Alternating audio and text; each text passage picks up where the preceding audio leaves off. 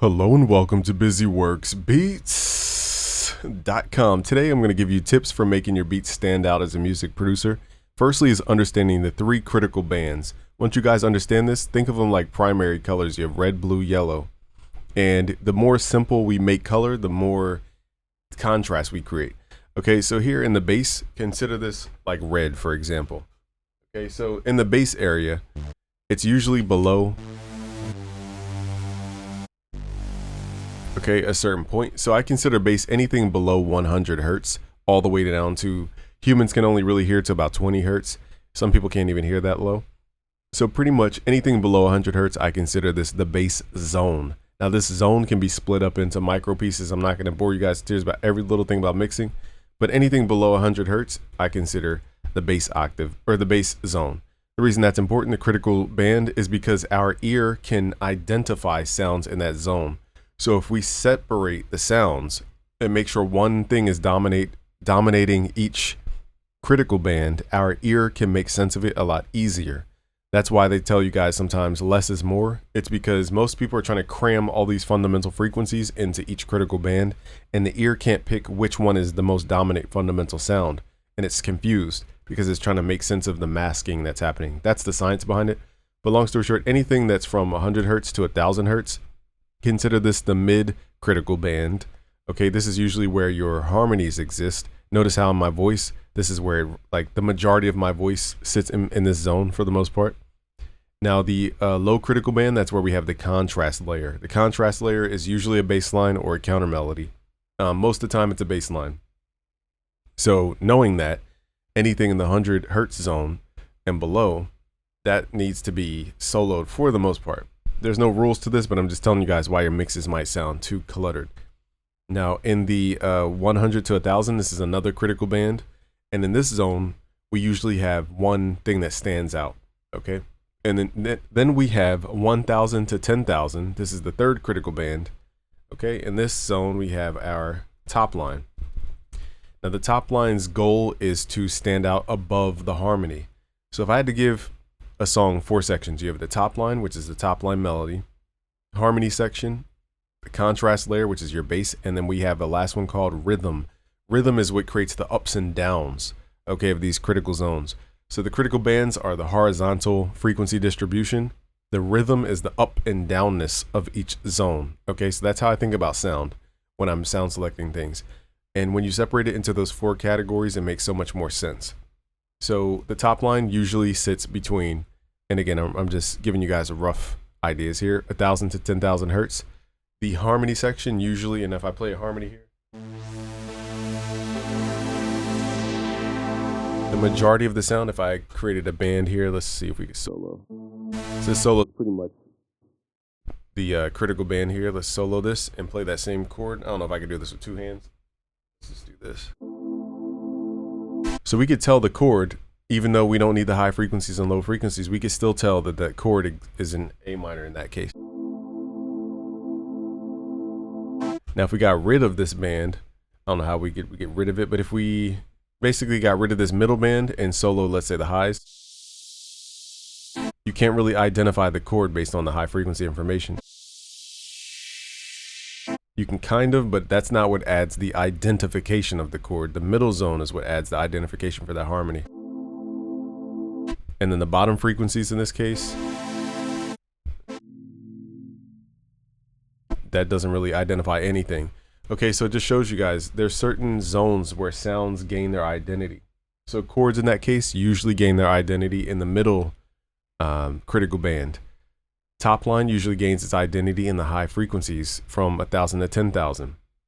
And again, I'm generalizing here, okay, because every song is different. And then the bass or the contrast layer usually is identified by 100 hertz and below. Once you guys understand these primary zones, like primary colors, red being the bass, yellow being the mid frequencies, blue meaning the top end frequencies, sound selection and like arranging your song will make so much more sense because you have categories: top line, the harmony section, which is the middle section most of the time, third layer, which is the contrast layer, fourth section, which is the rhythm section. Now rhythm is not a horizontal frequency distribution, it's an up and downness of the sound. Okay, so that's what rhythm is an up and downness of each critical band. So that's how you combine all of those together to create a sound. So let's start applying what this actually means. I have my plugin here. You guys can find my plugin at busyworksbeats.com/Hercules. I favorited this sound. This one's called which one? Prometheus. Okay, and what I'm going to do is just record each thing. So firstly, let's record. I like to start, whoops, wrong button. I like to start with my harmonies because the harmony gives rise to the contrast layer most of the time, and it also gives context for what's called the melody or the top line. And remember, rhythm is the ups and downness of each section. Okay, let's go to song mode and let's start recording. I'm going to turn off my mic so it doesn't bleed over.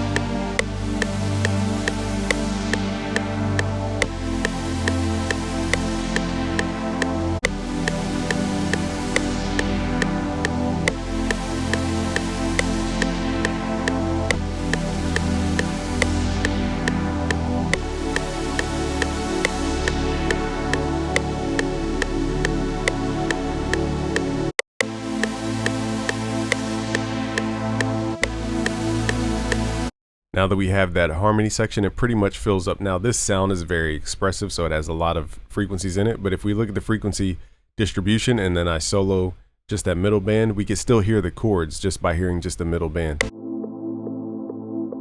Let me turn off a lot of these backgrounds.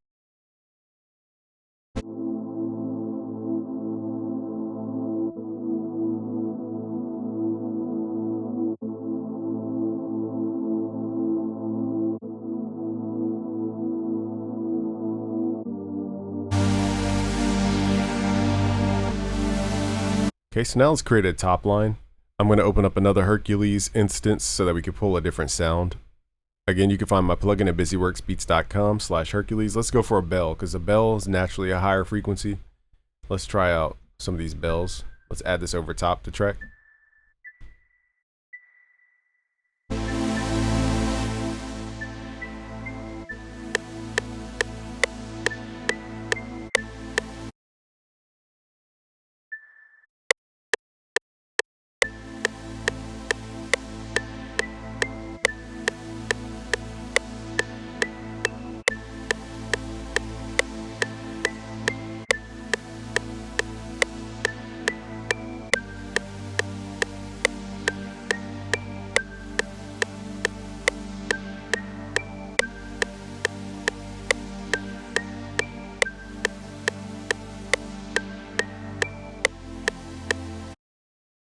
I forgot I added chords at the end there, but we're just going to do the top line for this first 16 bars.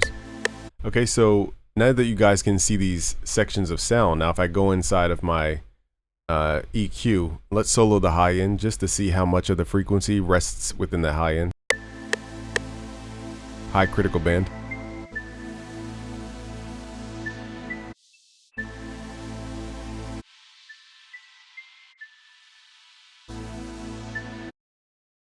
What I'll do is I'll turn down some of the higher frequencies of this other sound just so that we can hear the bell more clearly. But naturally speaking, when we're making beats, we're not doing all this. I'm just doing this for demonstration. So what I'm doing is cutting out the high critical band of the pad to allow our ear to hear more of the bell. And I'm going to turn it up just a little bit. And now when we go to the master channel and we solo the high critical band, let's ask ourselves, can we hear the top line in that band?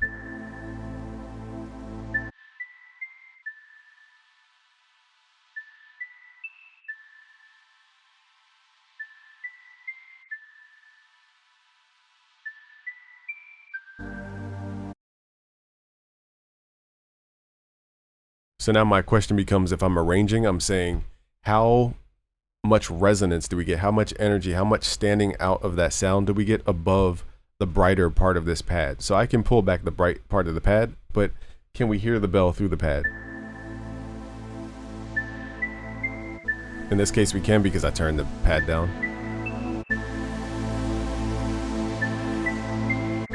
And this is where mixing comes into play and leveling.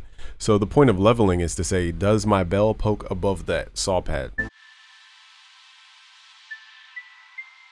And we can visually see these little spikes.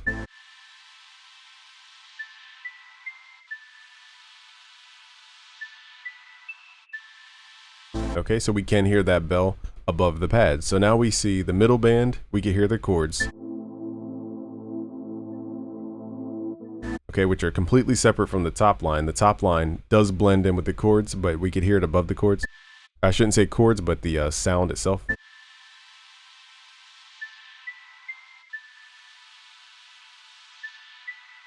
Okay, now we need a contrast layer. So this is my new method of making tracks. It just makes it so much more simple.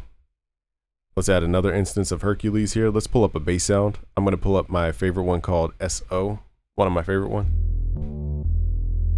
Okay, this has 340 sounds. It's a VST plugin. It works in PC and Mac. You guys can go to busyworksbeats.com/Hercules to learn more. So now what we're going to do is just play the bass.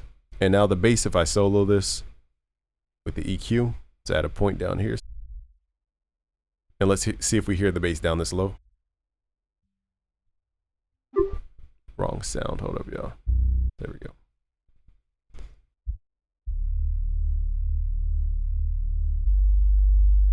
Okay, so we see each sound is separated in its own critical band. The low critical band, the middle critical band, and the high critical band.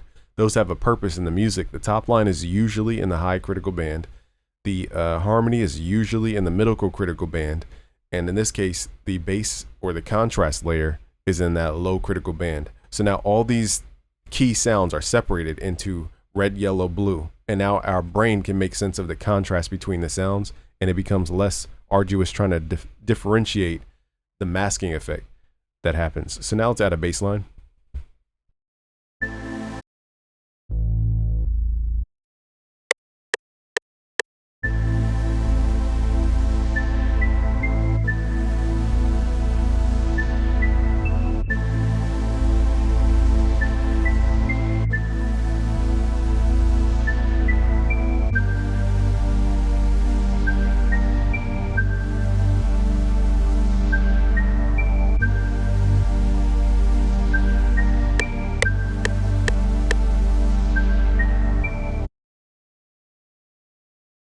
Let's do the final exercise here, which is to solo each critical band, and we should be able to hear the bass completely separate from the chords. We should be able to hear the chords clearly in the mid critical band, and then we should be able to hear the top line clearly separated from the chords in the high critical band. So let's put this to the test.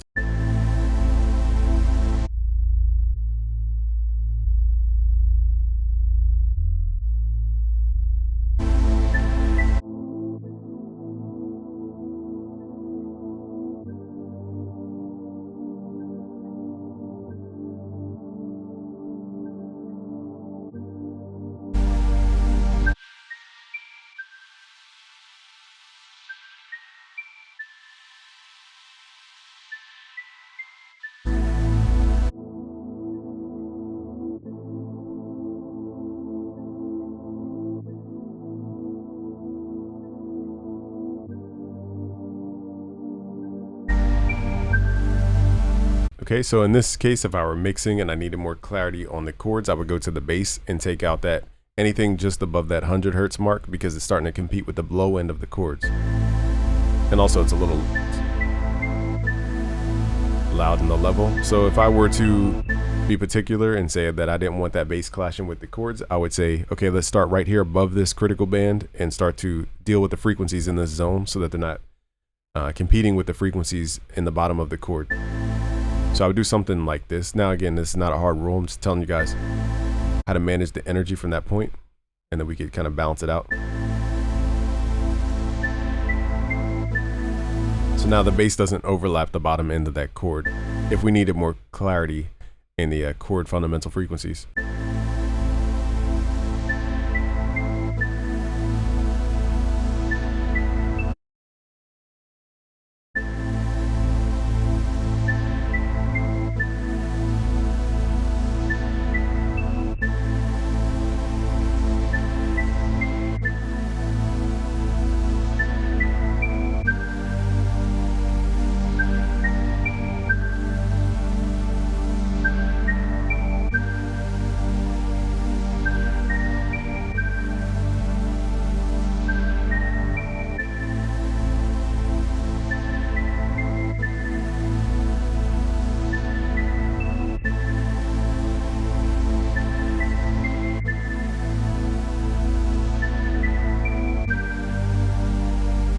So that's how you make your sound stand out. It's a scientific approach to it, but music is more like blending. I just wanted to show you guys the fundamental reason why your sounds aren't poking through. It's because chances are you have competing sounds in each critical band, and it needs to create clarity. We need to separate the sounds in their own critical bands. It gets deeper than that. I didn't really go too deep down the rabbit hole about multiple sounds per critical band, but in short, you have priority sounds and then blah, blah, blah, blah, blah. Subscribe if you're new. If you guys want to learn music theory and melody making, go to busyworksbeats.com/music theory essentials. If you want to find out the Hercules plugin, go to busyworksbeats.com/Hercules. I'll see you guys on the other side. Subscribe if you're new. Peace.